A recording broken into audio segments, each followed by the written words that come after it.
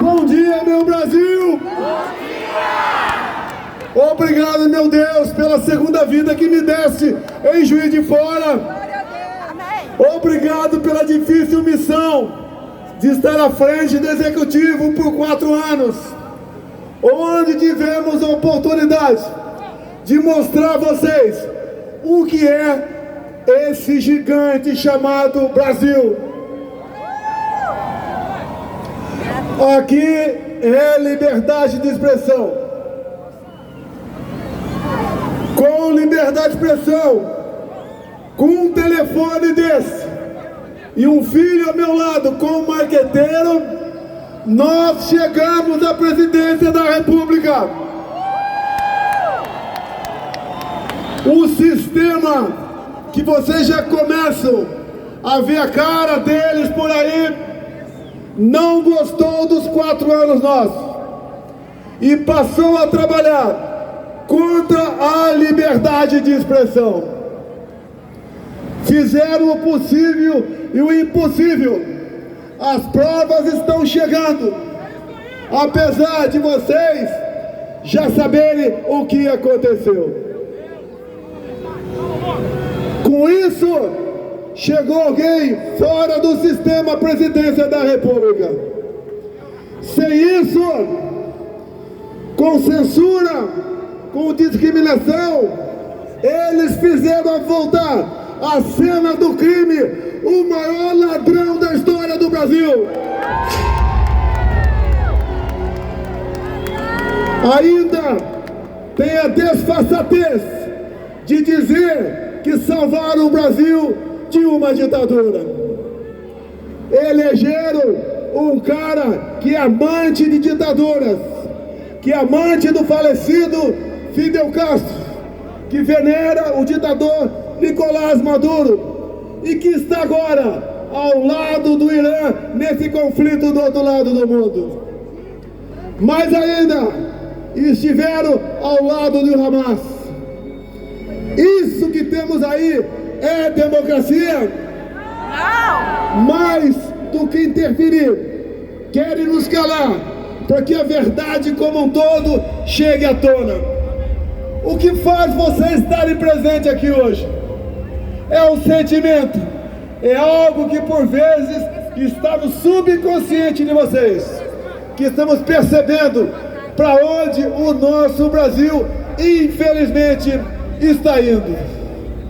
E nós temos que lutar, caso contrário, iremos para abatedouro como cordeirinhos. Dizer a vocês que reaprendemos a cantar nosso hino nacional, a nos orgulhar do verde e amarelo, a valorizar a família, a realmente entender o seu país.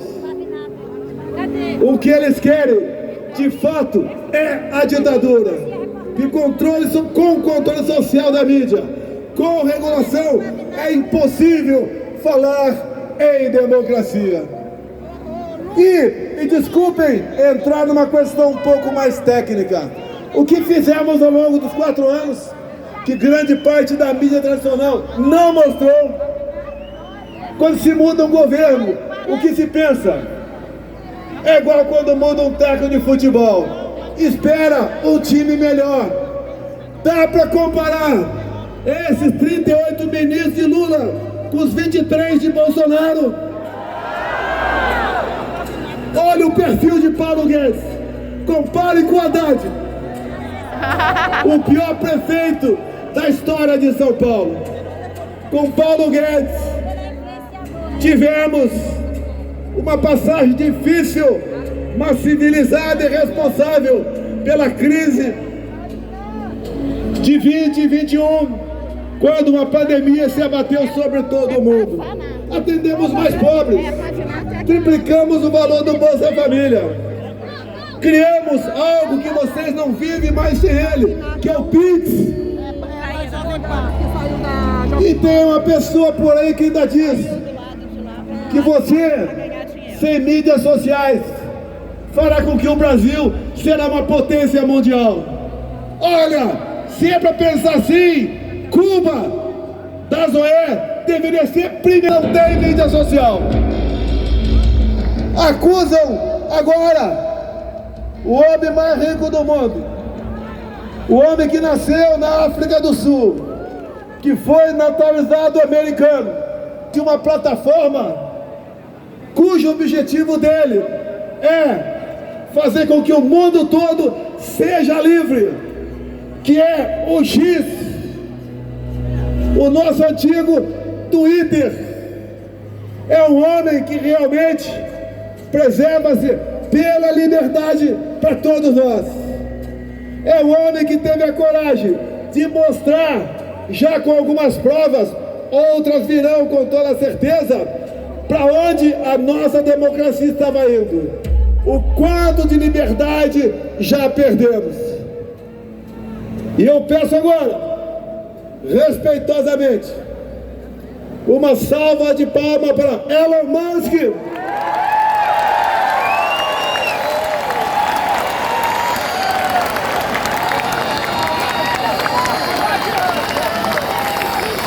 Ainda tem a desfaçatez agora, o consórcio capitaneado pelo Sistema Globo, dizer que ele está atacando a nossa democracia para impor aqui uma ditadura. Nas ditaduras não tem economia.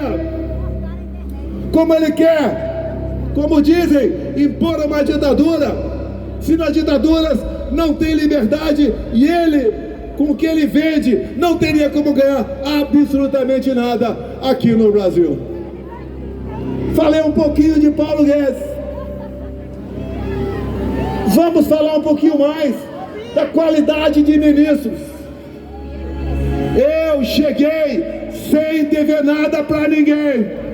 Cheguei porque a maioria do povo brasileiro assim o quis. E entendam, foi aberto um inquérito pela Polícia Federal em novembro de 2018, acusando a mim de ter fraudado as eleições. E acreditem, este inquérito está até hoje em aberto. Não vamos falar aqui de fraude, vamos considerar 22 coisa passada. Agora, quando o meu partido questiona dentro da lei algo pontual só de 22 contra o atual mandatário, é arquivamento e multa de 22 milhões de reais. Que democracia é essa, Tribunal Superior Eleitoral? Ato contínuo, o TSE me julga inelegível em dois momentos. Primeiro, porque eu havia me reunido sim com embaixadores. Eu não me reuni com traficante do Morro do Alemão.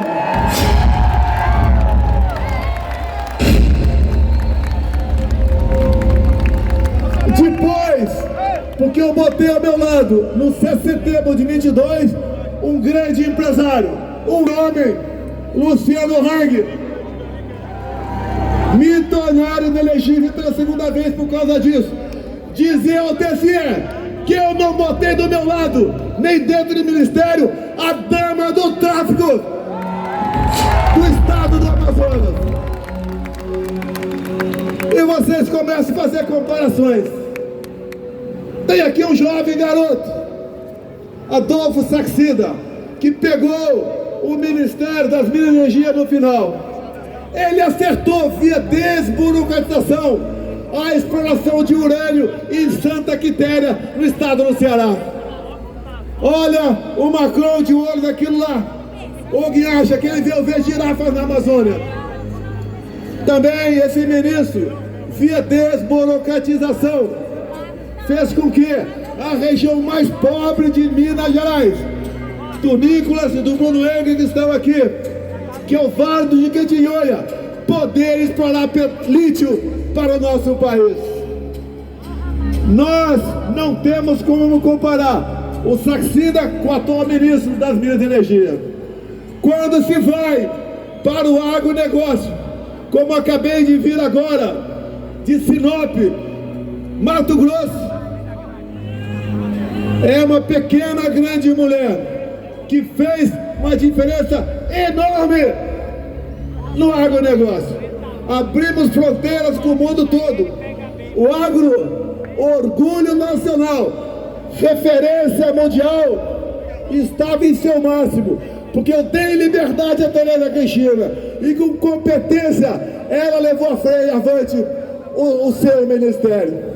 Lá em Sinop, onde estava, que é o coração do agronegócio do Brasil, tem uma ferrovia que começou a ser feita lá no governo Temer, que liga aquela cidade a uma outra, lá longe em Miritituba, 900 quilômetros, que era realmente e é considerada, uma vez concluída, como a rodovia da independência, a ferrovia da independência do nosso agronegócio.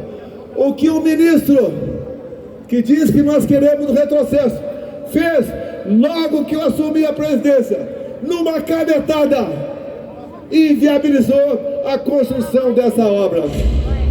Lá também, no nosso governo, começamos a BR-319, que liga Porto Velho a Manaus. O que a atual ministra do Meio Ambiente fez agora?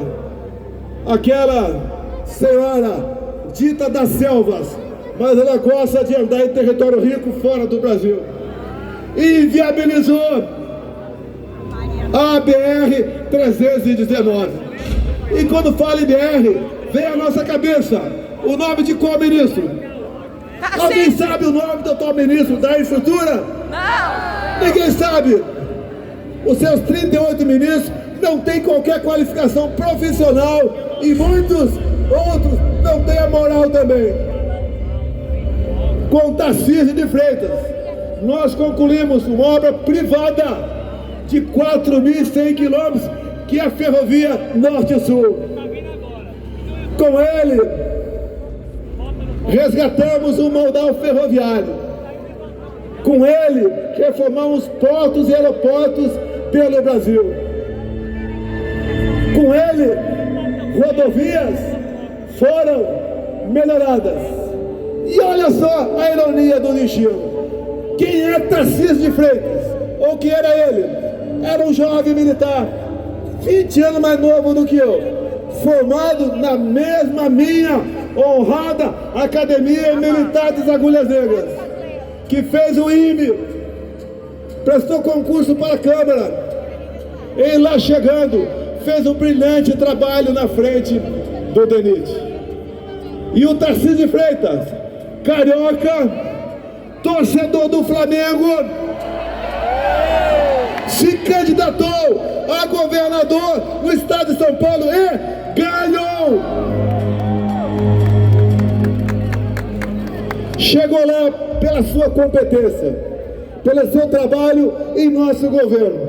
E poderia citar muito mais ministros e secretários nesse sentido, como por exemplo o próprio Marcos Pontes, o João Roma aqui presente, a questão dos projetos sociais, um grande homem aqui presente também, que levou água para o Nordeste, o senador Rogério Marinho.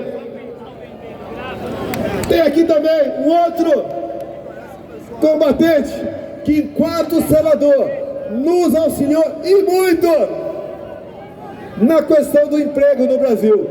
Com a política do fica em casa, a economia de vem depois, tínhamos um senador de Santa Catarina, que esteve conosco o tempo todo e apresentou e aprovou grandes projetos, como o Pronamp e o BEM. O nosso prezado governador Jorginho Melo. Fazendo essas comparações, vocês veem que o sistema não quer gente parecida comigo na presidência da República. Pode me chamar de tosco, de grosso, inventar fake news de toda forma possível, mas dizer para vocês, que vocês já sabem, e para o sistema, não vão me chamar de ladrão!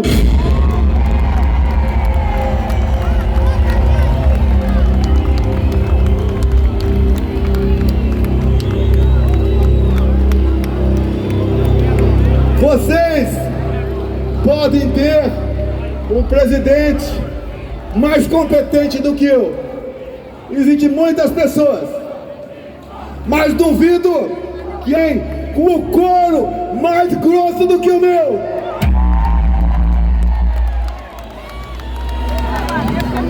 Nos momentos difíceis, poucos amigos e a família do seu lado.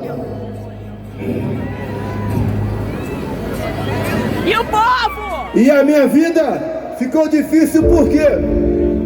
Porque desde o início eu escolhi um lado. Não foi o lado mais fácil, que é o lado de lá, que é o lado do poder, que é o lado dos engravatados, que não tem coragem de subir num carro como esse. Eu escolhi o lado do povo brasileiro.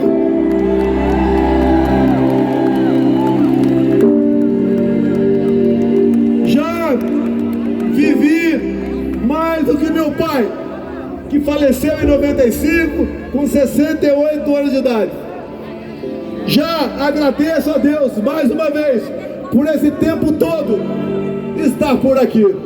Poderia ficar nos Estados Unidos, estaria muito bem de vida, mas não poderia abandonar vocês, abandonar o meu Brasil. Riscos eu corro. Depois da aula de Silas Malafaia sobre Constituição, só podem fazer uma maldade comigo na covardia. Ando por todo o Brasil, do sul ao nordeste do pai da Michele. Somos recebidos com carinho, com consideração, com calor. E isso eu retribuo para eles da mesma forma. A recíproca é verdadeira. Eu amo o povo do Brasil.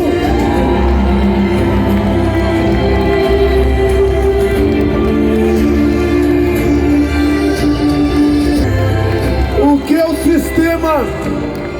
que o sistema que começa a ser desnudado realmente quer não é apenas ser inelegível, não é apenas me jogar numa cadeia da vida por aí. O sistema quer concluir o trabalho de Juiz de Fora.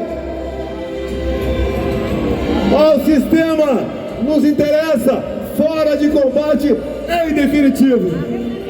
Mas nós temos duas coisas ao nosso lado.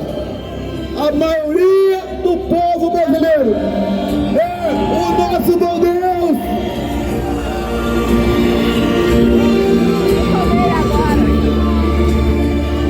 Ao longo do nosso mandato, plantamos sementes na política. O outro lado não tem ninguém, além do próprio que vem afundando o nosso governo. Aqui mesmo, eu vejo aqui deputado Zuco, Nicolas, que falou o futuro das Oi, Gaia, meus filhos. Temos pessoas que vão continuar essa política de fazer o Brasil grande. E essa grandeza só pode ser atingida um dia se tivermos liberdade de expressão. Se o nosso povo tiver algo tão ou mais importante que a própria vida, que é a sua liberdade. Se tiver o nosso povo como está aqui, com as cores da sua bandeira, se cantar o nosso hino nacional, como cantamos agora há pouco, com vibração e lágrimas nos olhos. Nenhum país do mundo tem o que nós temos. Biodiversidade, riquezas minerais, terras férteis, água doce, belezas naturais, clima aprazível e um povo simplesmente fantástico.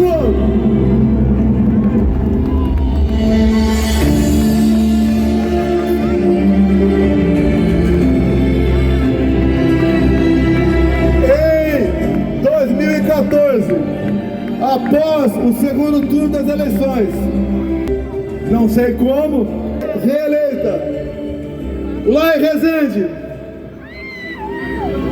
no pátio da Academia Militar